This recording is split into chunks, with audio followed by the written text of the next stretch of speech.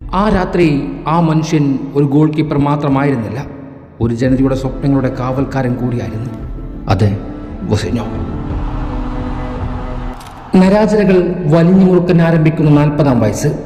വൊസിഞ്ഞോയുടെ കൈകളിൽ ഇന്നൊരു പന്ത് മാത്രമല്ല ഉണ്ടായിരുന്നത്, പതിറ്റാണ്ടുകളായി ഒരു ചെറുദ്വീപ് രാഷ്ട്രം ഹൃദയത്തിൽ സൂക്ഷിച്ചിരുന്ന ലോകകപ്പ് മോഹങ്ങൾ കൂടിയായിരുന്നു. സ്പെയിൻ്റെ ആക്രമണങ്ങൾ തിരമാല കണക്കെ വീണ്ടും വീണ്ടും കോപ്പാവടിയുടെ പ്രതിരോധ ഭിത്തിയിൽ അടിച്ചു കയറുമ്പോൾ ഗോൾ പോസ്റ്റിന് മുന്നിൽ വൊസിഞ്ഞോ ഒരു മനുഷ്യനേക്കാൾ വലിയൊരു ആശയായി മാറുന്ന കാഴ്ചയാണ് കണ്ടത്.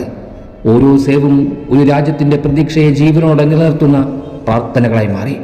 ഓരോ ചാട്ടങ്ങളും വർഷങ്ങളായി കാണാതിരുന്ന സ്വപ്നങ്ങൾക്ക് നൽകിയ പുതുജീവനായി മാറി.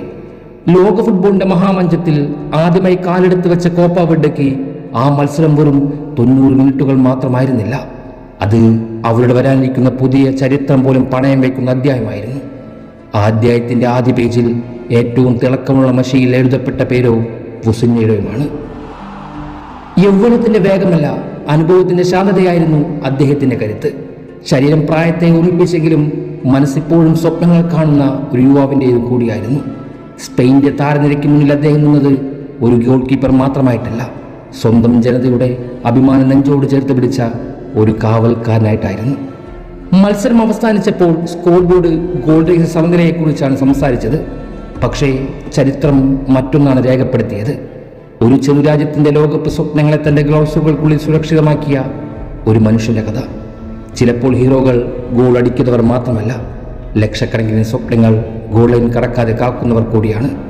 ഇന്ന് കോപ്പാവെഡയ്ക്ക് ആ ഹീറോയുടെ പേര് വൊസിഞ്ഞോ എന്നായിരുന്നു. നിങ്ങളുടെ സ്വപ്നങ്ങൾ എത്ര ആഴമുള്ളതാണോ അത് നിങ്ങളെ തേടി എത്തിയിരിക്കും. അതിനുള്ള ഏറ്റവും വലിയ ഉദാഹരണമാണ് 40-ാം വയസ്സിൽ പോലും വൊസിഞ്ഞോയെ തേടിയെത്തിയ ഈ സ്വപ്നം.